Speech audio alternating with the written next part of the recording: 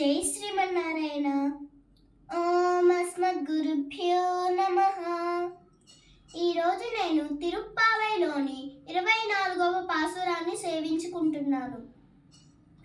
அன்று இவ்வுலக மலர்ந்தாய் அடிபோத்தி சென்றங்கு தென்றிலங்கை செத்தாய் திரள் போத்தி பொன்றச்செகடம்பு தைத்தாய் புகழ் போத்தி கன்றுகுடிலா வெறிந்தாய் கஜல் போத்தி குன்று குடையா வெடுத்தாய் குணம் போத்தி வென்று பகை கெடுக்கும் நின் கையில் வேல் போத்தி என்றென்றும்